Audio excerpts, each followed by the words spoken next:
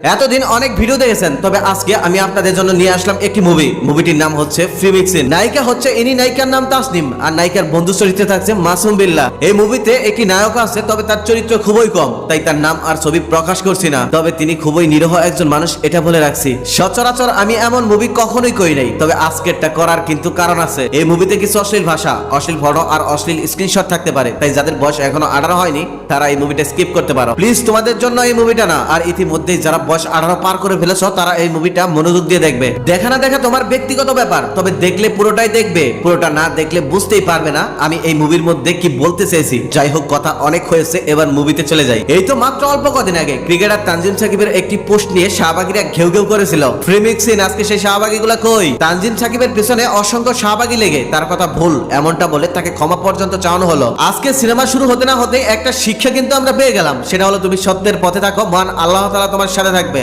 আমাদের সিনেমার এই সুন্দরী নায়িকা ঢাকা সিটি কলেজের ছাত্রী। নায়িকার বন্ধু হচ্ছে একই কলেজের একই ক্লাসের জাস্ট ফ্রেন্ড। নায়িকারও বয়ফ্রেন্ড আছে, নায়িকার বন্ধুরও গার্লফ্রেন্ড আছে। এদিকে আবার নায়িকার বয়ফ্রেন্ডটা একটু দূরে থাকেন, যার কারণে সবসময় তার গার্লফ্রেন্ডের সাথে সে দেখা করতে পারে না। তাই বলে তার সুন্দরী গার্লফ্রেন্ডের খোঁজ খবর রাখতে কিন্তু তিনি বলেন না। এই যে নায়িকার বন্ধু জাস্ট ফ্রেন্ড, ইনার থেকেই প্রতিনিয়তই খোঁজ খবর রাখে নায়িকার বয়ফ্রেন্ড। নায়িকার বয়ফ্রেন্ড নায়িকার বন্ধুকে বলেছিল, আমি একটু দূরে থাকি, যার কারণে খোঁজ খবর রাখতে পারি না, তুমি ওর খোঁজ খবর নিবা, তুমি ওকে দেখে শুনে রাখো, ও যদি কারোর সাথে কথা বলে আমাকে জানাবা, আর তোমার কাছে টাকা পাঠিয়ে দিচ্ছি, তুমি মাঝে মাঝে আমার হয়ে ওকে চকলেট আইসক্রিম কিনে দিও। নায়িকার বন্ধু তখন নায়িকার বয়ফ্রেন্ডকে কথা দেয়, আপনি কোনো চিন্তা করবেন না দুলা ভাই, আমি সব সময় ওরে দেখে শুনে রাখবো। নায়িকার বয়ফ্রেন্ড ছেলেটার মুখে এমন কথা শুনে তাকে কচি ভেবে মাঝে মাঝে টাকা পয়সাও পাঠিয়ে দিত। দুলা ভাই শালাকে খুশি হয়ে দিত আর কি। এখানে আপনি আজকের গল্পের নায়ককে বোকা ভাবলে ভাবতে পারেন, এটা আপনার ব্যক্তিগত ব্যাপার, তবে আমার মনে হয় ছেলেটা মেয়েটাকে ভীষণ ভালোবাসতো, যার কারণে একটু দূরে থাকার পরেও ভালোবাসার মানুষটাকে সে কেয়ার করতো। প্রিয় মানুষটার বন্ধুর মাধ্যমে তাকে গিফট দিয়ে তাকে একটু সারপ্রাইজ করার চেষ্টা করতো। তবে শালাবাবু ভেবে এই সিনেমার নায়ক যাকে অন্তরে দিল ঠাই,